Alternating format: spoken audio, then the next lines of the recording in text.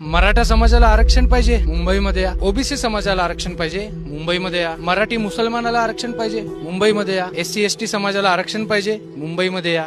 म्हणजेच काय, तुमच्या सगळ्या प्रॉब्लेमचं सोल्युशन आहे मुंबई. आणि या सगळ्या आरक्षणाच्या मागणी करण्यासाठी जेव्हा लाखो लोक मुंबईमध्ये येतात, मला तुम्हाला काहीतरी एक संदेश द्यायचा आहे.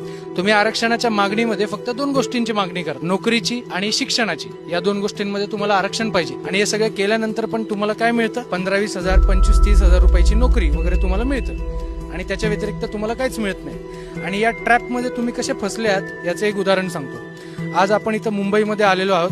त्या साईडला मंत्रालय आहे, महाराष्ट्र राज्य सरकारचं जे मंत्रालय आपण म्हणतो ते आहे. याच्या मागच्या साईडला आहे नरिमन पॉइंट आणि समुद्र वगैरे आहे. आणि हा सगळा एरिया तुम्ही जो बघू शकता, हा सगळा कॉर्पोरेट एरिया आहे. आणि हे आहे पार्किंगचा जिहाद. याला मी पार्किंगचा जिहाद का म्हणतोय आता मी तुम्हाला सांगतो, सगळ्या गोष्टी एक्सप्लेन करतो. व्हिडिओ शेवटपर्यंत बघा.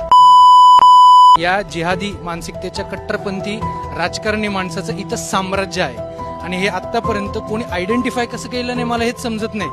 हे जे पार्किंगचं कॉन्ट्रॅक्ट आहे ना, हे साधारण 40 लाख रुपयाचं आहे. आता हे असं एक कॉन्ट्रॅक्ट 40 लाख रुपये एका वर्षाचं, साधारण या क्षेत्रीय कार्यालयामध्ये 4 ते 5 टेंडर निघतात. आपण पकडूया 5 टेंडर, म्हणजे साधारण 2 करोड रुपये हे एका महिन्याचा टर्नओव्हर झाला. असे मुंबईमध्ये आहेत 24 क्षेत्रीय कार्यालय.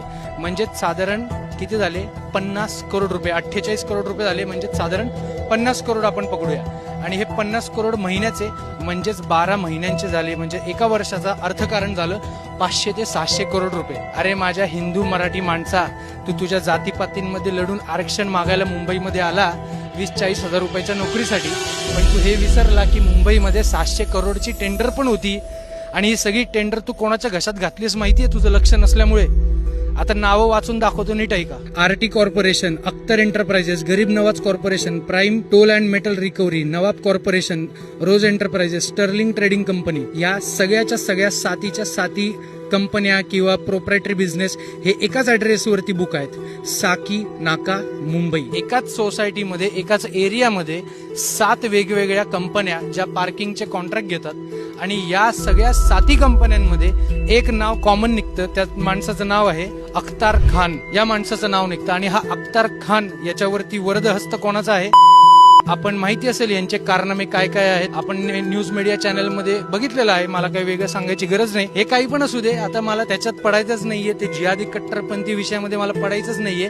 मला दाखवायचंय तुम्हाला आर्थिक राजधानी मधला पैसा. याला म्हणतात 500 करोड रुपयाचा पैसा. असे अनेक कॉन्ट्रॅक्ट अनेक ठिकाणी आहेत. आता तुम्ही विचार करा की अशा पद्धतीने जर आपण अर्थकारणावरचा कंट्रोल जर सोडला, तर आज ना उद्या आपण पैशाने भिकारी बनणार.